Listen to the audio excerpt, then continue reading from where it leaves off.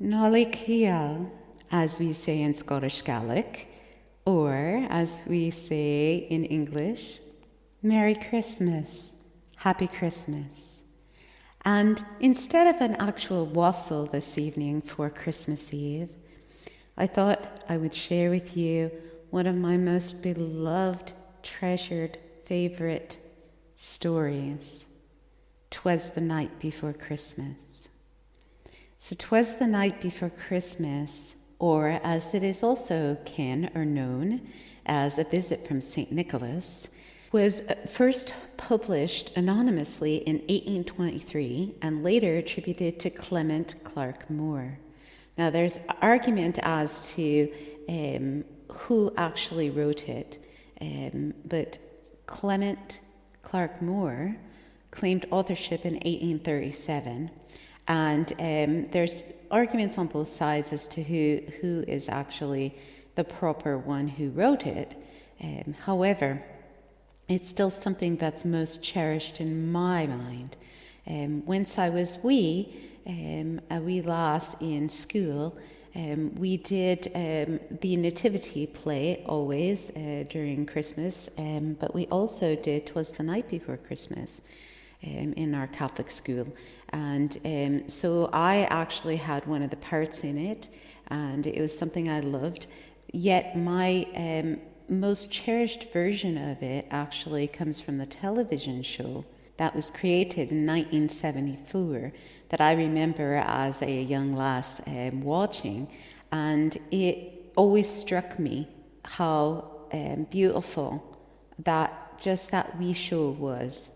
In that respect, and it always made me cry, and still the poem does make me cry, so I'm going to read it for you now, and I hope to do it without crying because there's just something just so innocent and so beautiful about it. Towards the end is what always makes me seem to tear up, and it's just something very powerful about Santa in terms of Santa being love and just bringing that element of surprise, which I love, and just the essence of awe and wonder for the season of giving and love in all its attributes, generosity, kindness, loving kindness, compassion, seeing the God, the gift of divinity within one another.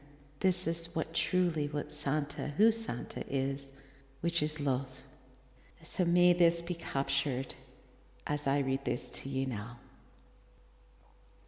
'Twas the night before Christmas, when all through the house not a creature was stirring, not even a mouse. The stockings were hung by the chimney with care, in hopes that St. Nicholas soon would be there.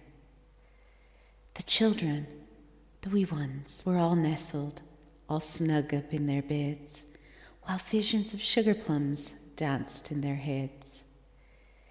And Mamma in her kerchief, and I in my cap, had just settled our brains for a long winter's nap. When out on the lawn there arose such a clatter, I sprang from my bed to see what was the matter.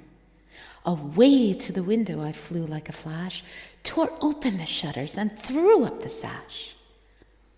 The moon on the breast of the new-fallen snow gave a lustre of midday to the objects below, when what to my wondering eyes should appear but a miniature sleigh and 8 tiny reindeer, with a little old driver so lively and quick, I knew in a moment it must be St. Nick.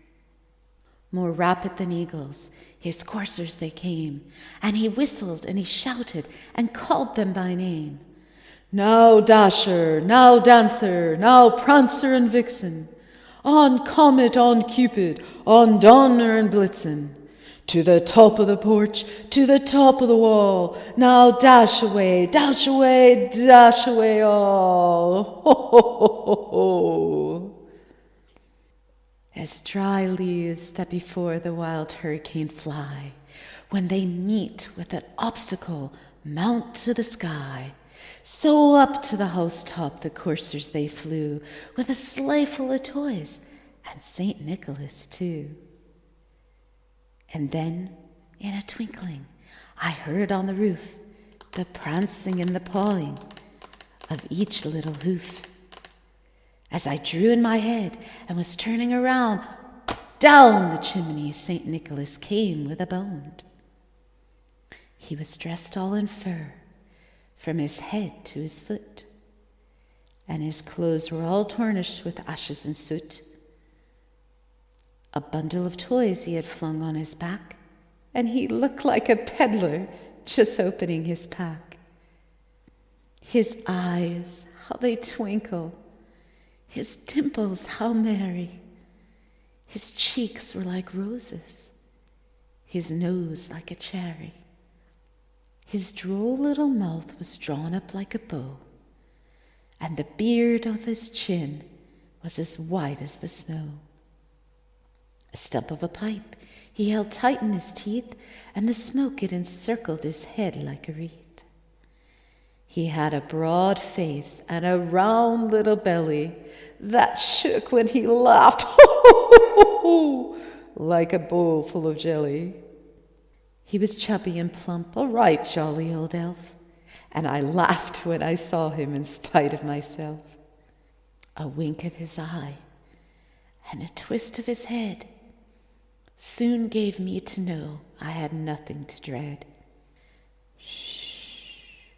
He spoke not a word, but went straight to his work, and filled all the stockings, then turned with a jerk, and laying his finger aside of his nose, and giving a nod, up the chimney he rose.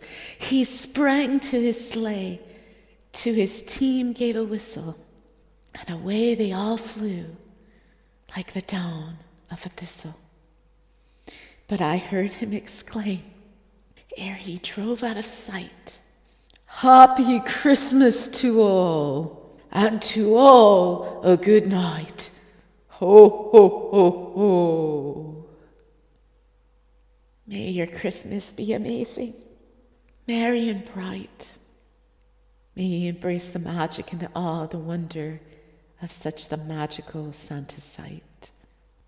Merry Christmas, and until we wassail again on Christmas Day, Espava.